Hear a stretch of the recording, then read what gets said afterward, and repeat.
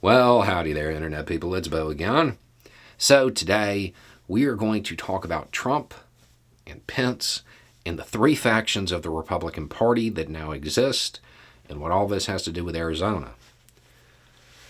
Okay, so the Republican Party is split.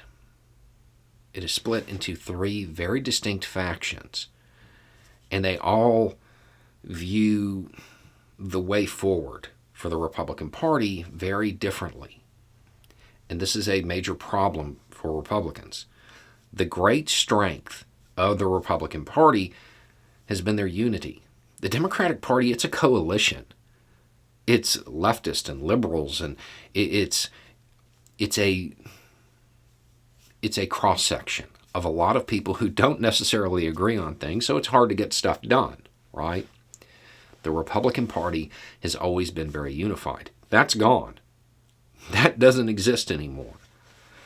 So, the three factions as it stands right now. For lack of a better word, you have the sedition caucus.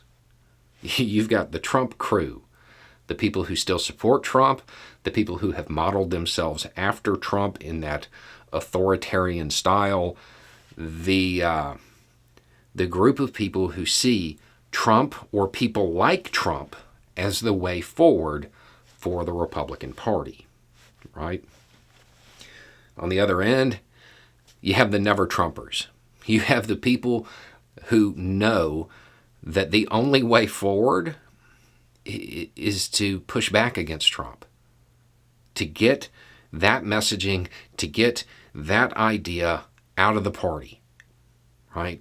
And to just clear the Republican Party of anything that is Trumpian, right?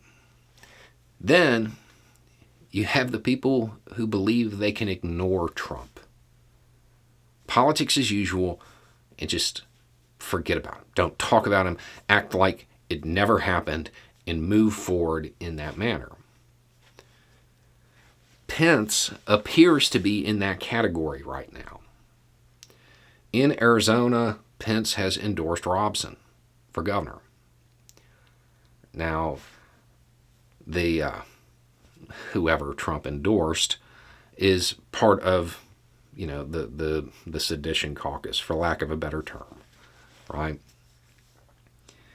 And the idea is that if Pence can win here, well, it shows that that's the way forward, because he won in Georgia.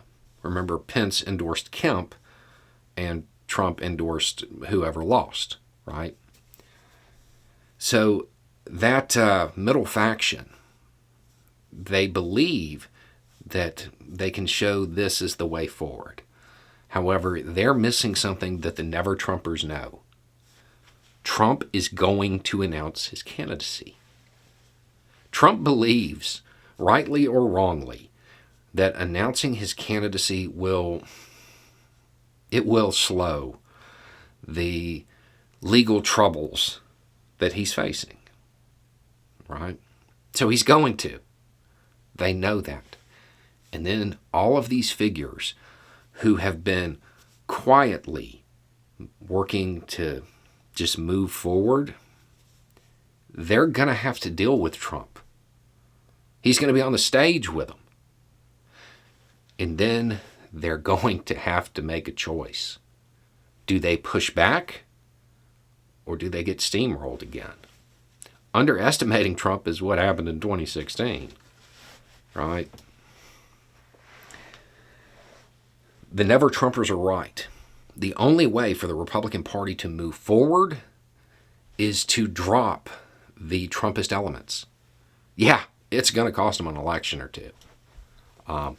If they were to do it now, they might be back in shape for 2024, right?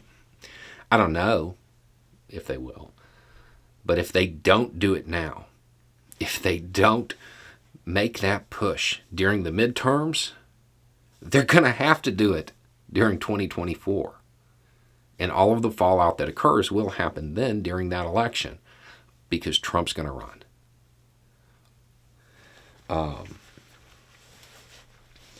So the endorsements that Pence is making in opposition to Trump's candidates, that's his way of trying to move forward without directly confronting Trump. It's not going to work, not in the long term. Trump is losing support, but he's not gone.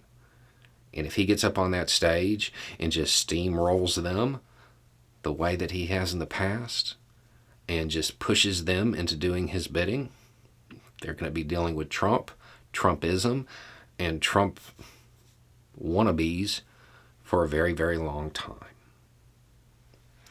Anyway, it's just a thought. Y'all have a good day.